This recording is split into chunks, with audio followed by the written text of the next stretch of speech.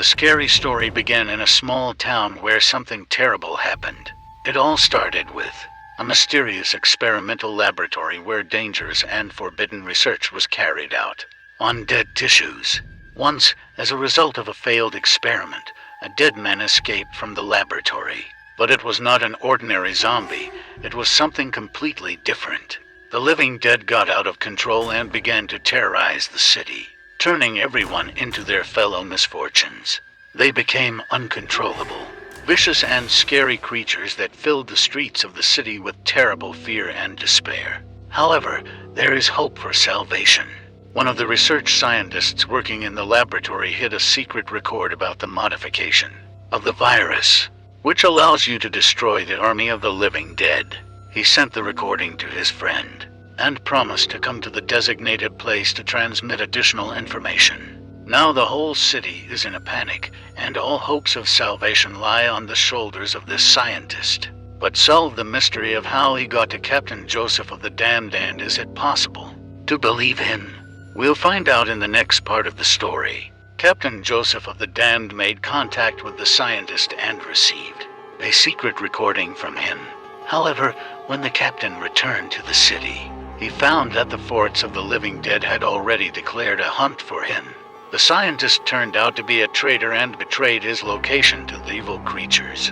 The captain fought for his life in the narrow streets, using all his skills and defensive abilities to stay alive. He had to deliver the secret recording to a place where he would meet with the scientist again and receive additional instructions on how to stop this nightmarish virus. But the captain still faces many challenges on the way to saving the city. The living dead have gripped the city with their horror, and the captain will have to go through dark buildings, infected neighborhoods, and deadly streets to deliver the recording to the scientist. It seems that it is very difficult to survive in this struggle, and at this moment the captain realizes that he has recently been infected by the living dead themselves. He must now hurry up and do everything to save the city and himself before the first signs of infection begin. Captain of the Damned Joseph, knowing that the infection is slowly but surely spreading in his body, continues his journey through the devastated streets of the city. He came to the scientist's hideout only to discover that he no longer exists. All that's left of the scientist is a note that contains cryptic instructions on how to stop the virus. However, in order to understand this record, the captain needs specific knowledge that he does not have about the subjects of biology and genetics. His time is running out, and the captain must now hit the road to find someone to help him figure out these instructions. But not only the living dead will stand in his way, but also other unpredictable dangers that will lie in wait for him on his way to salvation. The captain enters an even darker and more hopeless place, where there is almost no way out, and where his enemies artfully hide in the darkness, avoiding his gaze. Captain of the Damned Joseph realizes that he will not be able to cope with all the difficulties alone. He decides to go to an old friend, Professor Abraham Holmes, who is an outstanding scientist in the field of genetics and biology. Despite the risks, the captain manages to get to the professor's house in the city outskirts, where he hopes to find help. However, when the captain arrives at the professor's house, he finds that the house is empty and left in a complete mess. Scattered throughout the house are notes and drawings indicating that Professor Holmes was involved in research related to genetic mutations and viruses. I'm sorry, the time passed very quickly, but you are caught up in this terrible story. So many events have happened, and I am convinced that you have a lot of questions and suggestions about the plot. If you want me to continue to describe your story, I can do that. Captain Joseph of the Damned had to gather his last strength and focus on understanding what had happened to Professor Holmes. He began going through the drawings and notes left by the professor, looking for a clue to the instructions from the scientist. Suddenly, the captain discovered some incomprehensible numbers and symbols that seemed familiar to him. He remembered that he had once participated in a secret operation related to genetic experiments conducted on the territory of the city. Using his contacts and resources, the captain was able to find evidence of Professor Holmes' collaboration with the laboratory where these experiments took place.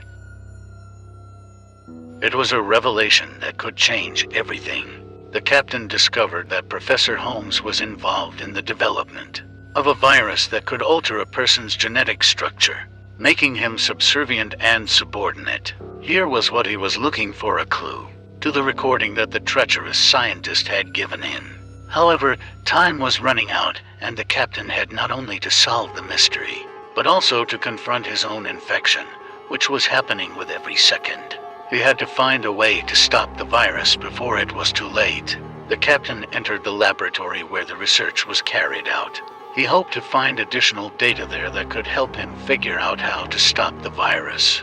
However, he discovered that the interested parties had left a trap there to eliminate anyone who found out about the secret research.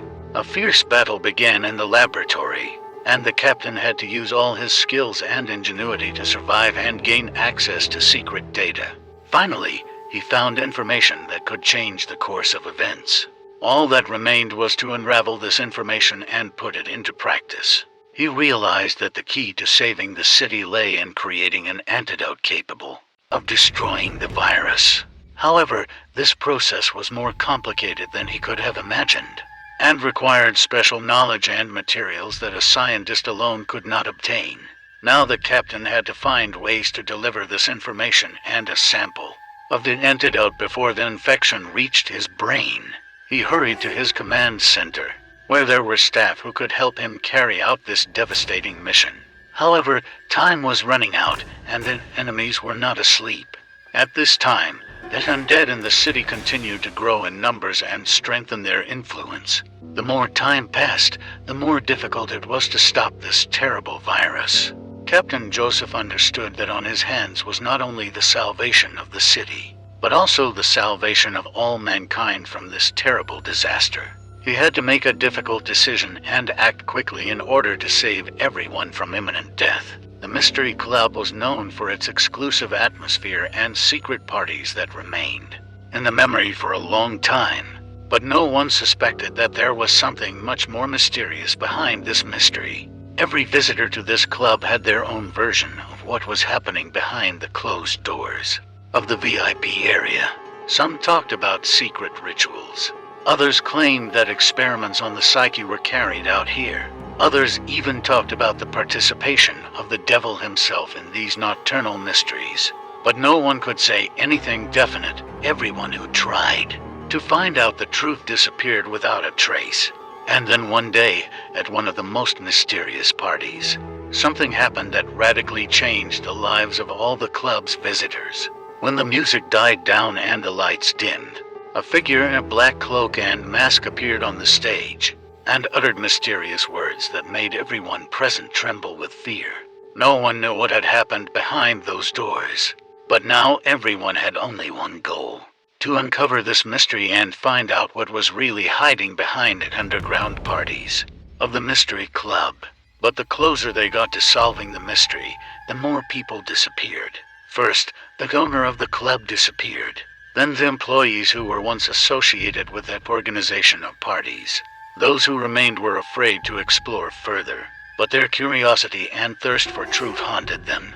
One night, when the main character decided to go on a last date with the entire group of internal detectives, he came to the Mystery Club and found that they had all disappeared without a trace. Inside the club, he heard strange noises and footsteps, and when he decided to return to the exit, the door slammed shut by itself. Since then, no one has seen this group anymore, and the Mystery Club has remained a mystery, which is told only in whispers, twirling a finger at his temple, avoiding the idea of what could have happened on those dark nights.